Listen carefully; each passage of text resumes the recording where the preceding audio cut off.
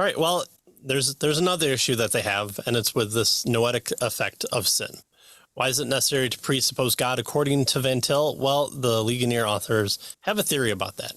They attribute to Van Til the notion that the fundamental fallacy of the traditional approach is not recognized that without knowing everything, one cannot know anything.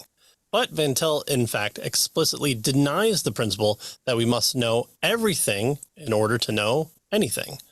On the contrary, to Van Til, our need to presuppose God has nothing to do with idealistic epistemological speculations. Rather, we presuppose God because it, in the nature of the case, that it is the right way to reason, and because, therefore, we are obligated to reason that way. The necessity is an ethical necessity, and that's exactly what Frame has talked about in this book, is that it comes back to it is the correct, as in right way, the ethically correct way to think things. Right, and so notice they claim that Van Til is saying the fundamental fallacy of the traditional approach, their approach, is in not recognizing that without knowing everything, one cannot know anything. Well, clearly Van Til is not saying that. You got to know everything in order to know anything. Right. Van Til, he tells us, explicitly denies the principle that we have to know everything in order to know anything, right? All he's suggesting is that Van Til is presupposing God has nothing to do with this idealist epistemological speculation. Rather, we presuppose God because in the nature of the case, that's the right way to reason. So Van Til says that this brings us to the question of the noetic effects of sin. He says at this point, he finds a surprising amount of agreement between the Ligonier authors and Van Til. He says both agree that the pagan problem is not that they do not know that God is, but that he does not like, that is, the pagan does not like the God who is. So the problem is not that the pagan does not know who God is. The problem is that he does not like the God who is, right? Mm-hmm. That's the issue. And so he asked, that is, Frame asked, then why do people need complex arguments in order to believe? And the answer is that they repress the truth revealed in creation. They're not morons, but they're foolish, as the scripture says, right? The problem is not intellectual weakness, but moral refusal to accept what is clearly revealed. Or Frame says we can put it this way. They do have intellectual problems, but the intellectual problem is produced by the moral problem, not the moral problem by an intellectual one. They know God, but they do not know him saving them, says is what the issue is. Right. And that's clearly what both sides see, but that's clearly what we see in Scripture. It's not let me take your stony mind and make you think new thoughts. It's let me take your stony heart and make you alive. So it's always considered a hard issue. But from that hard issue, then all things flow. In fact, when we look at James from out or Jeremiah, from out of the heart speaks, and from the tongue is all the things that are inside that come out and are could be vile and biting and serpent-like.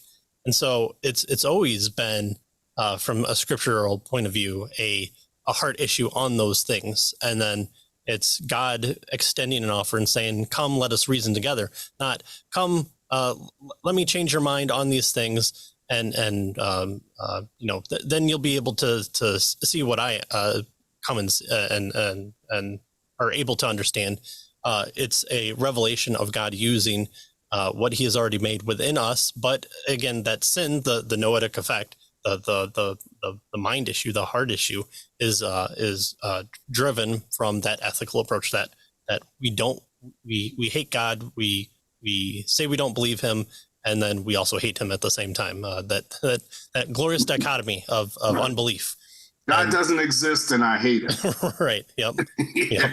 Yep. He's a murderous monster, but he definitely doesn't exist. Yep. Yeah. All right. Well, the interesting net result is that on paper, well, there's very little difference between Ligonier and Van Til on the noetic offense of sin and the testimony of the Spirit. Both maintain that depravity is total, right? Especially Ligonier, the Reformed Inc.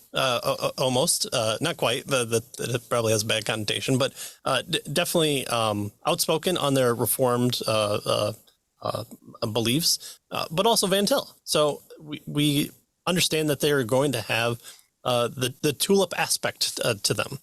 But the total depravity that has caused repression of the truth and that unbelievers has intellectual difficulties because of his moral rebellion, Romans 1, that he has knowledge of God, but not saving knowledge. To both, the testimony of the Spirit works with and through our apologetic arguments to break down that rebellion and lead the unbeliever to acknowledge the truth that he already knows. Again, it's not just that God works in a only spiritual manner. It's again, Romans 1, before the point in time where we always quote Romans 1, it's the gospel that is unto salvation. It is your word that is truth. It is hearing the word. It is understanding that Jesus speaks in parables because he wants those who will believe in the correct way to hear the almost spiritual backdrop of the stories he's preaching, and that there won't be false converts among them who won't understand the story. But if he just said, oh, just believe in me and you'll be saved, well, then what he means is I believe Jesus is right there. I believe he's right there. Look, I'm a disciple. I'm able to go on. Now, can I have my basket full of food? Well, no, there's a reason he's talking about, farmers and seeds being thrown about, and even the disciples have to go and ask Jesus as well. So those things are important. It's not just, why does God need apologists? Well, God needs apologists in the same way that he needs anything, as he doesn't, but it's one of the devices he uses in order to have a relationship with his people, his town criers, his princes and princesses that he saves and brings into his family. But it is the heralding of his word that Adam was to do, that the garden was to do, that Israel was supposed to do. I mean, we see this throughout. The apologetic nature of it has only turned into more of a scholarly aspect to it in the past maybe 200 years, but it's always been a desire of apologists to be evangelical in nature and answering those questions, even the against heresies and early Christian writing has been to respond to a truth aspect of, no, you're not portraying God in a particular correct way, and here, let me show you why. And hopefully that speaks and turns people so that they're no longer Gnostic, but they go and come and join the real church. Right, exactly. And so both sides in this particular debate hold to the same noetic effect of sin and all the consequences of that. Well, part of the reason for this agreement that I kind of alluded to is that a Ligonier form in the traditional apologetics is self-consciously Calvinistic. So again, right. we would see that overlapping well. Just seems that maybe the conflating of the ideas or maybe not fully understanding Van Til seems to be playing out here. But also, not to fully rag on Ligonier, but there might be other background issues for why they want to push for their direction rather than embrace presuppositionalism. But right. That's not stated here, so we can only guess. Right. All right, so he's covered Van Til's basic two approaches here, and he finds that, at least in terms of the noetic effects of sin, that there's lots of common ground with regard to both sides here, both the classical Ligonier approach and the Van Tilian approach. Because, as you mentioned there, that he says they're both Calvinistic, right? And so that's what you would expect. So what he does next now is he moves to the Ligonier apologetic. And so they've criticized Van Til and suggested that they don't agree with at least large portions of where Van Til is coming from. So how do you do apologetics from a classical perspective? What is the Ligonier apologetic? Right? Excuse me. And so he says the Ligonier authors believe, as we've seen, that traditional apologetics is sick and ailing, and though it's not dead. So they want to resurrect traditional classical apologetics.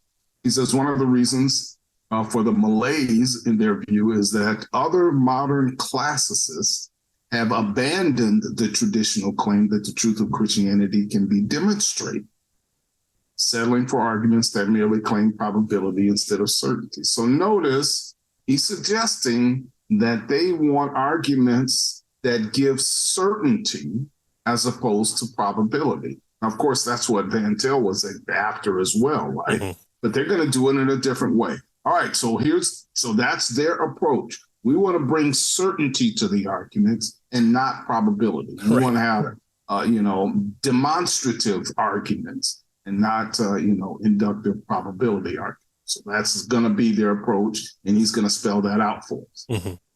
So he says, but how can we reach the levels of demonstrative certainty? Well, in the Ligonier view, decisive appeal to special revelation is excluded. So the Bible is out. That would be presuppositionalism.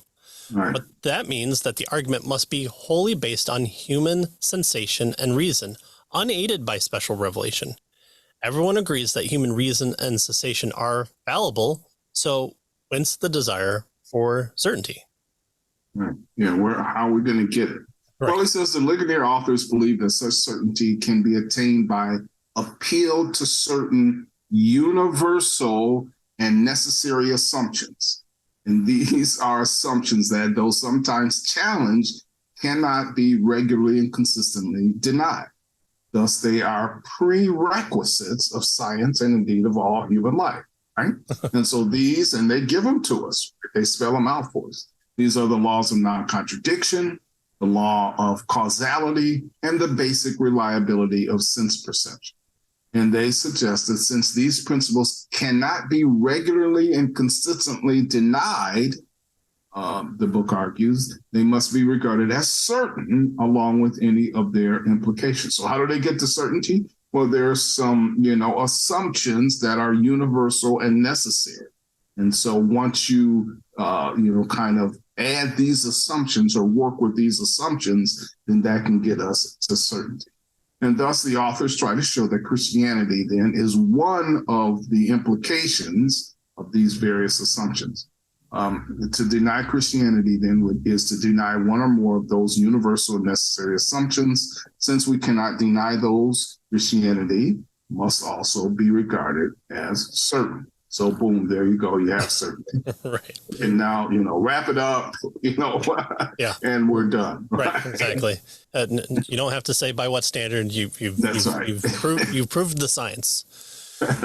Well, the argument is transcendental, even presuppositional in a sense. The authors are asking, what are the assumptions necessary for life and knowledge to be possible? I wonder what that sounds like. Yeah, they fall right into the same issue that they're criticizing. Right? Right. How dare you, Van Til? Also, it's only okay when we do it.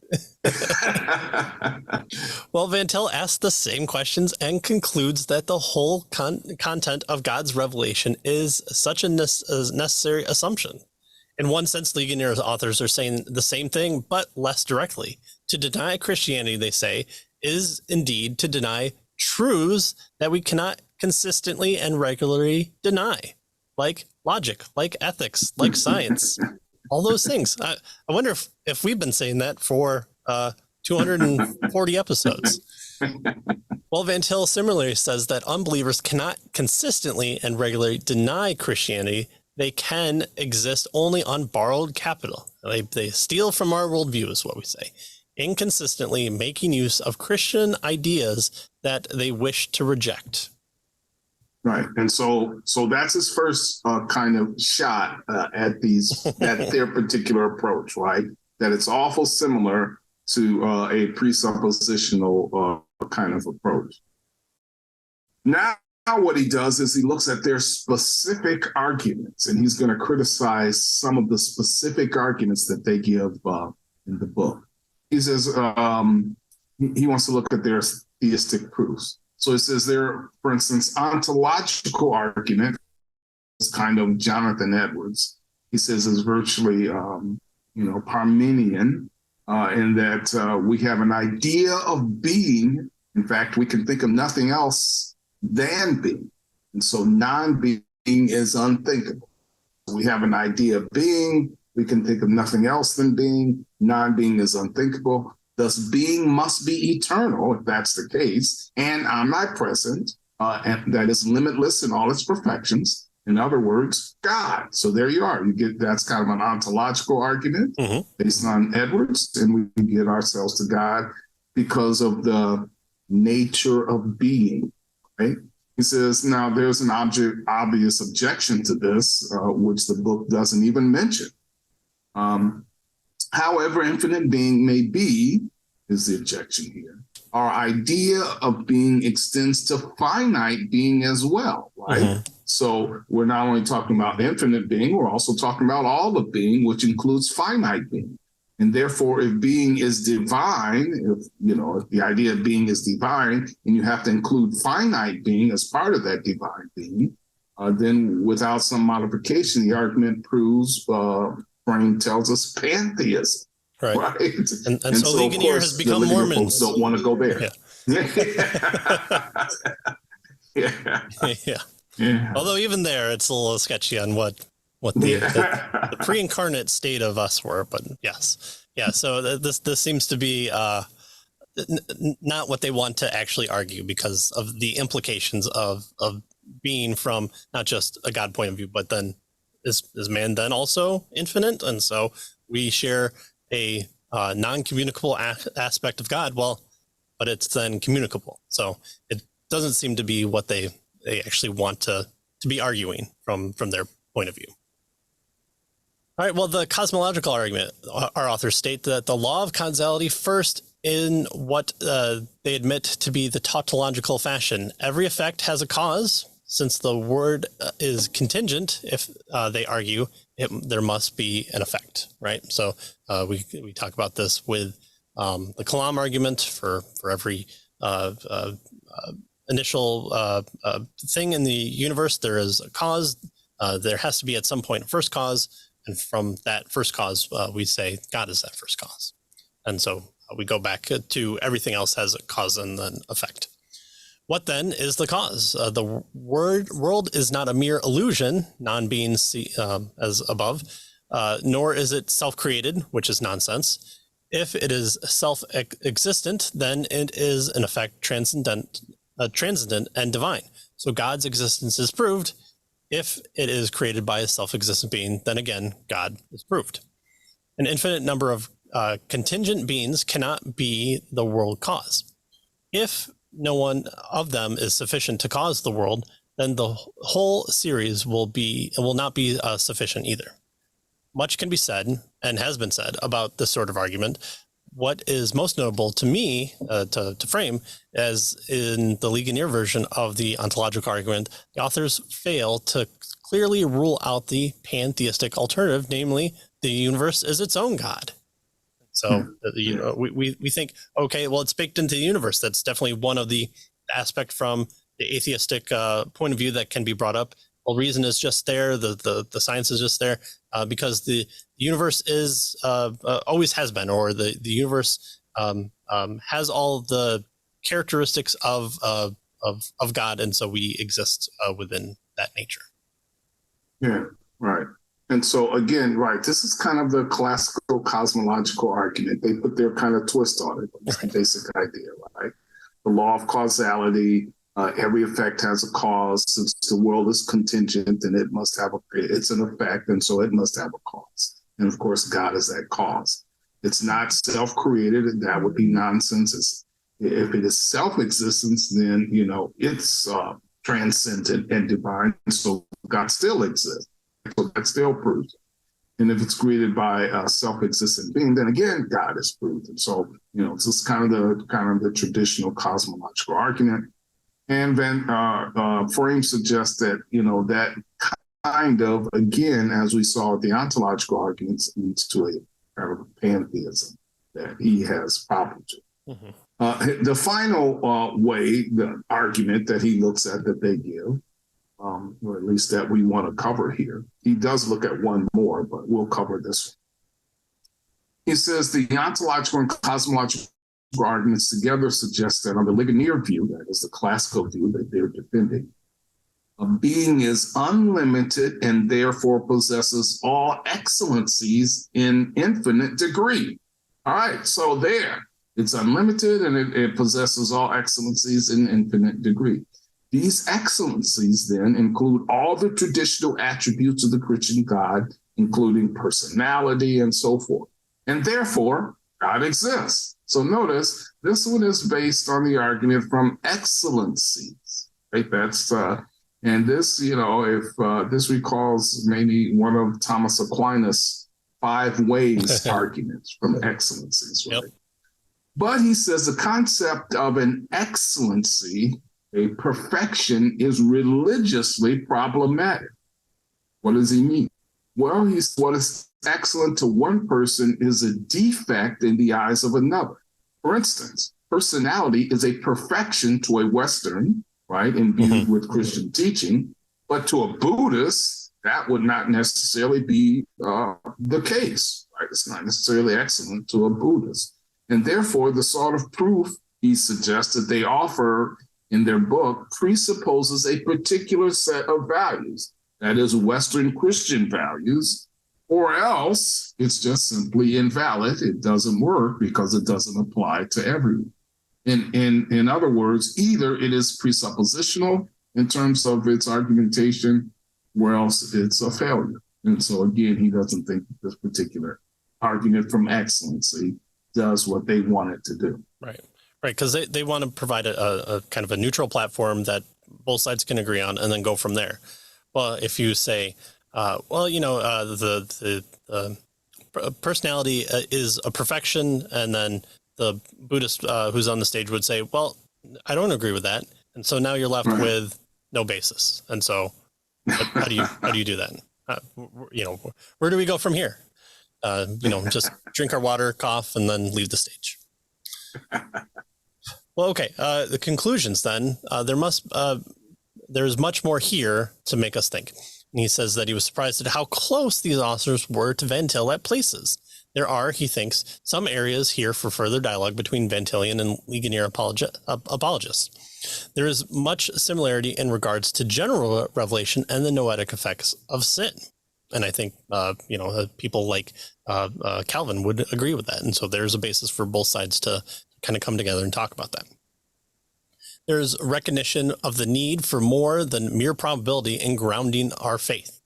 I think maybe it's more likely than not that Jesus rose from the dead. And so I'm going to devote my entire life to such a thing, to the point of being killed for it, or to giving up everything that I have and going to the backwaters of Montana to talk to 6 people for my entire life in hopes that maybe their grandchildren will come to saving faith. Okay. So I totally depend on the 51%. 51% probability, and therefore I'm going to live my life by that. Right, exactly. Yeah. We'll not get to the whole numbers. The whole numbers. Yeah. So there's much similarity in regard to general revelation, the noetic effects. There is recognition that mere probability in grounding our faith needs to be more. And the authors also recognize that the evidential arguments presuppose some elements of a Christian worldview, which again, they didn't want to do, but it seems like even in their writing, it's what they're doing. Well, the chief difference is in the evaluation of autonomy. There is also room for further debates as to who here is being most consistent within their shared Calvinistic premises. Surely, though, there's plenty of room for mutual support and encouragement in the Lord. And so, like a good Frame himself, he wants to bring it back to unity in the faith, which is a biblical approach. And who who would be surprised that Frame is pointing to the Bible once again? All right. Well, that is the end of our coverage, at least, of Apologetics, a Justification of Christian Belief by the John Frame. And I think this book offers a good kind of college introduction into maybe getting past maybe anything that you've read from Bahnsen, like the last Bahnsen book that we did. I think that's a good introduction from a high school going into college approach to presuppositionalism. And you might think, well, I really like, William Lane Craig, and I also see value in Bahnsen or Van Til. What are some of the things that we can see as far as differences within those, and maybe what are some other aspects to discussion? And so I think that's where Frame's book comes in, because he doesn't fully agree with Van Til in a lot of things. He thinks that there's elements of classical approach that can come into play as well. And in fact, in this appendices that we covered, he mentions softening to probability in some aspects. So maybe he's like a 98%er rather than a 51%er. And so, this book is a recommendation. And also, although he uses words like tautology and ontology and epistemology that we've covered, hopefully you've come alongside us and opened up your book with your cup of coffee, and we've helped to explain a little bit of that, so that this isn't so much a thought of as a scholarly book, because it's not. Because in the appendices, you can see the ones that we didn't cover, more of where the scholarship of Frame is. And so this isn't a lightweight deal for Frame as well. Closing thoughts? Anything that I've missed? No, I think we're good here. So, yeah, I think Frame's book is really helpful. And I think you've kind of laid it out really well, right? This is kind of a more advanced approach with regard to the presuppositional apologetics. And I think, it's helpful to us. James Anderson, you'll remember, we talked about his book, Why Believe Christianity? A while back. Yeah. And so this one is Anderson's, I think, does the same kind of thing that you suggest Bahnsen does, right? His is probably the next step up from Bahnsen. And then this one here is probably the next step up from that. I would think something like that. But yeah. So Frame can be heavy in instances here, but I think he does a good job. Yeah. All right. Well, I think our next episode is probably just going to be a book introduction that we've done in the past of kind of given us a couple week or so of allowing the book to come in for you. And then also we figure out which one we want to do as well. And then we'll be able to shoot a few episodes and maybe get ahead of you a little bit if it's something we haven't read before. But hopefully you've enjoyed this. You've been enjoying our past 200 plus episodes, and we thank you for commenting and watching and just being part of the discussion.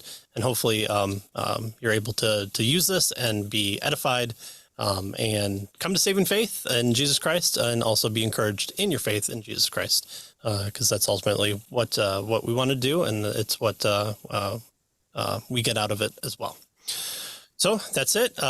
Continue to look at caveofthecross.com for all the short clips as well. It's also posted on YouTube and Rumble and Odyssey, and then all the podcast catchers. You get the main episodes as well. So thanks for joining us, and we'll see you next time. See you next time.